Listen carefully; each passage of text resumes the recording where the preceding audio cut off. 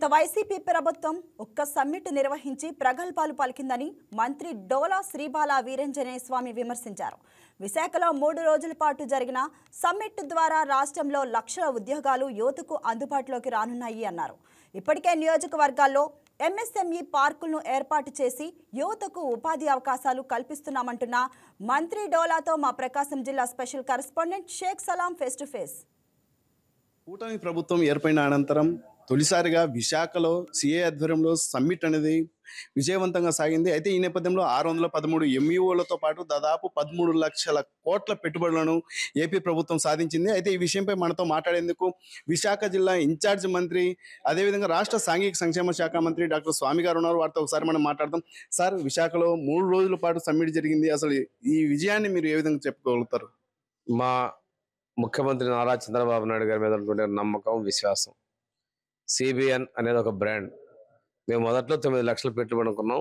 అదేవిధంగా అది 13.2 లక్షల కోట్ల పెట్టుబడులు వచ్చినాయి.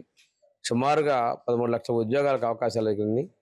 ఎన్నికల ముందు మేమైతే 20 లక్షల ఉద్యోగాలు కల్పించాలనుకున్నాము. ఆ మార్గానికి సుగమైంది. యువత అంతా కూడా ఈ సమ్మిట్ పట్ల ఒక విశ్వాసంగా ఉన్నారు, ఒక ఆశాజనకంగా ఉన్నారు. దీనిలో వ్యవసాయ రంగానికి కూడా మేము పరిశ్రమలు వచ్చినాయి. రైతులకు సంబంధించినటువంటి వాటి మీద కూడా నేను జరిగినటువంటి మనం ఎంఓయూలు చేసుకున్నాం. విద్యుత్ రంగం, పరిశ్రమలు, వ్యవసాయం, సాంకేతికత, వీటన్నిటిలో కూడా మేము చేసుకోవడం జరిగింది.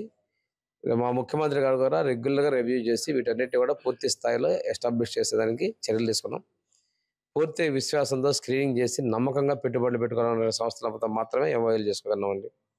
అయితే పారిశ్రామికంగా, అదేవిధంగా పెట్టుబడుల పరంగా కూటమి ప్రభుత్వం ఏర్పడినప్పటి నుంచి ప్రత్యేక దృష్టి సారించారు. అంటే ఇప్పటికీ ఉపాధి అవకాశాలు ఏ విధంగా మెరుగుపడేటటువంటి అవకాశం ఉంది రాష్ట్రంలో? ఇప్పటికే 10 లక్షల ఉపాధికి మేము అవకాశాలు చూసాం. ప్రభుత్వ పరంగా 16,000 ఉద్యోగాలు టీచర్లకు ఇచ్చాం. 6,000 ఉద్యోగాలు పోలీసులు, కానిస్టేబుల్స్కి ఇచ్చాం. ఇవే కాకుండా వివిధ రంగాల్లో మనం ఉపాధి కల్పిస్తూ ఉన్నాం. దీంతోపాటు ఇప్పటికీ ఇన్వెస్ట్మెంట్స్లో మనం ప్రాధాన్యత చేసుకుంటూ వెళ్తున్నాం. తప్పనిసరిగా మేము ఇచ్చినటువంటి మాట ప్రకారం 20 లక్షలు కాదు, అంతకన్నా ఎక్కువ ఉద్యోగాలు కూడా మా ప్రభుత్వం ఈ టెన్యూర్లో కల్పిస్తుందండి. అంటే ప్రస్తుతం వైసీపీ ఈ పెట్టుబడుల పరంపర ఇదంతా కాస్త అంటే ప్రజలను మేమార్చే పద్ధతి చేస్తుంది కూటమి ప్రభుత్వం అని చెప్పేసి వైసీపీ తరపు నుంచి విమర్శలు వినిపిస్తున్నాయి. గతంలో తాము విశాఖ సమ్మిట్ తాము సైతం నిర్వహించామని చెప్పేసి ఇప్పటికే వైసీపీ తరపు నుంచి నాయకులు ప్రతి విమర్శలు చేస్తున్నటువంటి పరిస్థితి ఉంది. చంద్రబాబు నాయుడు గారు ఈ రాష్ట్రానికి మొట్టమొదటి ముఖ్యమంత్రి కాదు, 4వసారి చేస్తున్నాడు. ఆయన 7 సమ్మిట్లు చేశాడు. వీళ్ళేదో వచ్చి ఒకటేదో చేసి మేము ఒకటే చేయలేకపోయామన్నారు. వాళ్ళ వల్ల అమర్ రాజా కంపెనీ సొంత రాష్ట్రం వాడు బయటకు పోయారు. లూలు పరిశ్రమ బయటకు పోయింది. రెన్యూ ఎనర్జీ వాళ్ళు బయటకు పోయారు. మీ అసమర్థత వల్ల, మీ చేతకంతలం వల్ల ఇలాంటివి పోయినాయి. మీరేదో మేము ఉన్నామని మాట్లాడే ప్రయత్నాలు చేస్తున్నారు. ఒక విశ్వాసం, చంద్రబాబు నాయుడు గారి మీద ఒక విశ్వాసంతో ఇంత భారీ ఎత్తున పెట్టుబడులు వచ్చాయండి.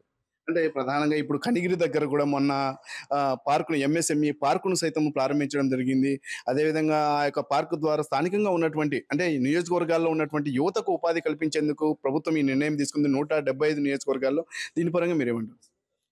ప్రతి నియోజకవర్గంలో కూడా MSME, medium, small scale, minor మన ఎంఎస్ఎంఈ పార్కుల్ని మనం ఏర్పాటు చేయడం జరిగింది. వీటి ద్వారా స్థానికంగా ఉపాధి పెంచే లక్ష్యంతో ఈ ప్రతి ఒక్కరి తలసరి ఆదాయం పెరగాల అంతిమ లక్ష్యం ఈ రాష్ట్ర అభివృద్ధికి ముఖ్యమంత్రి గారు బాటలు వేయడం జరిగిందండి. చివరిగా ఒకే ఒక ప్రశ్న సార్, హిందూపురంలో వైసీపీ కార్యాలయంపై దాడి జరిగిందని చెప్పేసి బాగా విమర్శలు వినిపిస్తున్నాయి.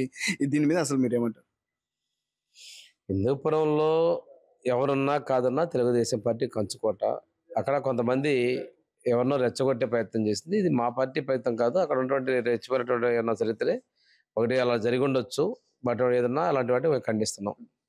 ఇది రాష్ట్ర ప్రభుత్వం ఏర్పడిన తర్వాత అంటే నిరుద్యోగ యువతకు ఉపాధి అవకాశాలు మెరుగుపరిచేందుకు, అదేవిధంగా రాష్ట్రం పారిశ్రామిక పరంగా, అదేవిధంగా పెట్టుబడులకు అనుకూలంగా ఉండేందుకు అనుకూలమైనటువంటి వాతావరణం కూటమి ప్రభుత్వం ఏర్పాటు చేసిందని, అయితే యువతకు ఉపాధి అవకాశాలు కల్పించడమే తమ ముఖ్య ఉద్దేశమని రాష్ట్ర సాంఘిక సంక్షేమ శాఖ మంత్రి డాక్టర్ స్వామి తెలిపారు.